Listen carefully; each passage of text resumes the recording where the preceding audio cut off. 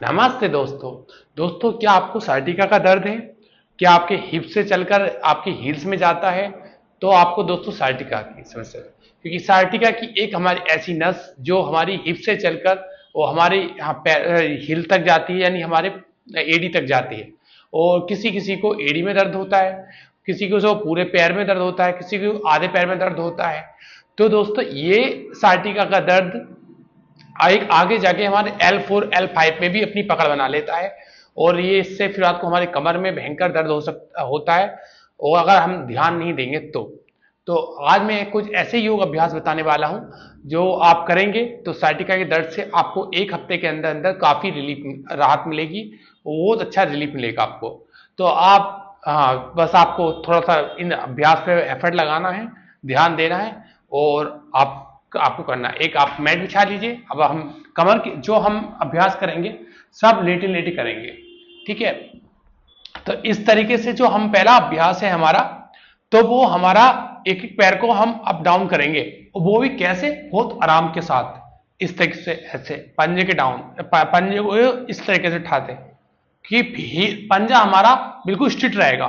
1 2 3 4 5 6 7 8 9 10 11 12 13 14 15 16 17 18 19 and 20। तो ये अभ्यास हुआ पहला। अब दूसरा अभ्यास इसमें जो है, एक पैर के ऊपर पैर रखना है, ठीक है?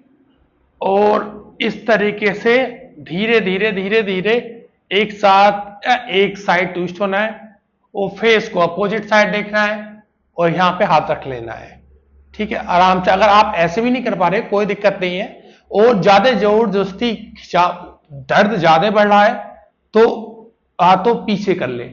अगर ज्यादा जो आप सोच रहे ज्यादा खींचतान से अगर दर्द खत्म हो जाएगा, तो ऐसा नहीं है। जहां पेन आ रहा है तो उससे आप पीछे हो जाएं या उससे अवॉइड कर दें, ठीक है?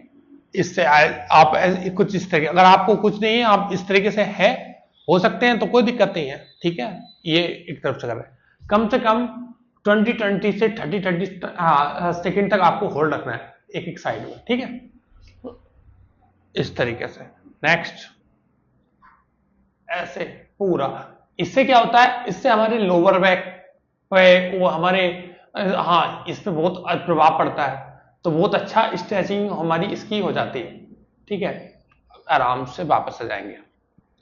जो हमारा अगला अभ्यास है, तो एक पैर से, इसे अर्ध पवन मुक्त आसन बोलते हैं।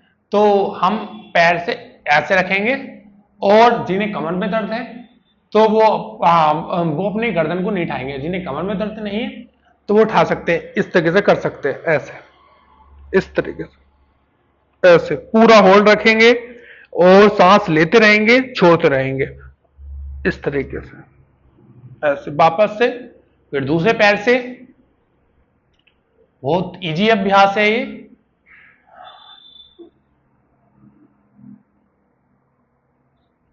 इस तरीके से पूरा सांसों पर ध्यान, सांस लेते रहें, छोड़ते रहें, और आराम से वापस से आ जाएंगे। तो अब दूसरे नेक्स्ट जो लेग है हमारा, वो इस तरीके से अपने लेग को लेकर आएंगे, और कोशिश करेंगे अपनी नोज तक टच करने की, ठीक है? ऐसे, यहां तक, यहां लो। अगर नहीं हो पा रहा है, ज्यादा पेन आ रहा है, तो नहीं करें, तो पीछे ही तक रहने दें। बस हमें स्ट्रेच होना चाहिए हमारे पैर, हमारी मांसपेशियां थोड़ी स्ट्रेच होंगी, और इससे मजबूतपन मिलेगा हमारी मांसपेशियों को, तो इससे साइटिका में काफी रिलीफ मिलता है। तो इस तरीके से ऐसे यहां पे होल्ड रखेंगे। 1 2 3 4 5 6 7 8 9 10 11 12 13 14 15 16 17 18 19 एंड 20। चेंज। आराम से। 1 2 3 4 5 6 7 8 9 10 11 12 13 14 15 16 17 18 19 एंड 20। एक्स। नेक्स्ट, एक पैर को एक पैर पे रखेंगे, और इस तरीके से आप होल्ड करेंगे, इस तरीके से, हाथ को इस तरीके से रखेंगे और कोशिश करेंगे, अगर आप उठ पा रहे हैं तो सही है, ना तो कोई दिक्कत नहीं है, ना तो आप लेटे लेट रहेंगे, क्योंकि सारा जो हमें खिंचाव लाना है तो वो हमारे इस वाले एरिया से लाना है। पूरे हम फील करेंगे जो हमारा ये हिप मसल्स से शुरुआत जो हो रही है हमारी साइटिका की, तो यहां से इस नस पे प्रभाव पड़ रहा हो, तो सारा प्रभाव जो मैं इस टाइम कर रहे हैं तो हमारा इस नस पे प्रभाव पड़ रहा है, तो पूरा स्ट्रेच देंगे इस तरीके से और आराम से 20 टाइम्स तक होल्ड करेंगे। 1 2 3 4 5 6 7 8 9 10 11 12 13 14 15 16 17 18 19 and 20 चेंज। नेक्स्ट इस तरीके से 1 2 3 4 5 6 7 8 9 10 11 12 13 14 15 16 17 18 19 and 20 एक्स।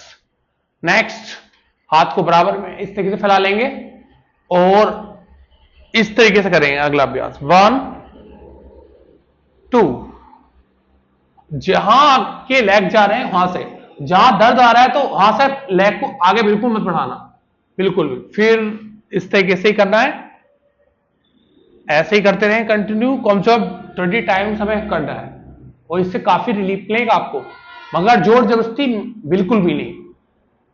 इस तरीके से ऐसे पूरा स्ट्रेच जाएगा हमारा इससे। नेक्स्ट जो हमारा है अगला अभ्यास है, तो वो कुछ इस तरीके से, एक पैर को हम सीधा करेंगे और सीधा करने के बाद और हाथों से इस तरीके से स्ट्रेच करेंगे इस तरीके से, ऐसे हमारा पंजा इस तरीके से रहेगा।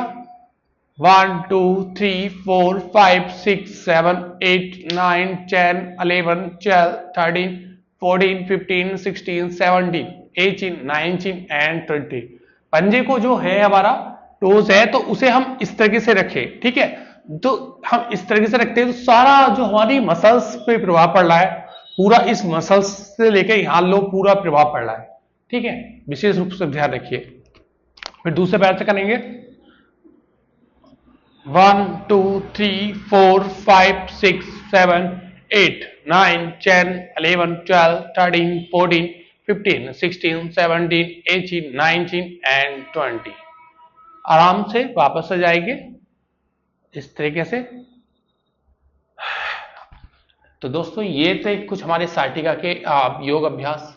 आप इन्हें रेगुलर करेंगे तो आपको 10 से 15 दिन के अंदर अंदर आपको रिजल्ट दिखाई देने लगेगा और बहुत इजी अभ्यास है, बहुत सरल अभ्यास है, आप करिए।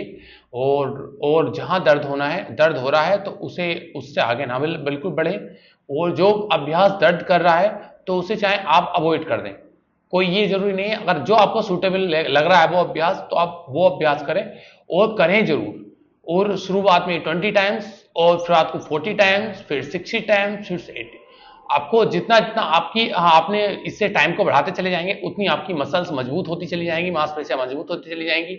हर एक जगह जो खेल है हमारी बॉडी में मांसपेशियों का खेल होता है ऑलमोस्टली।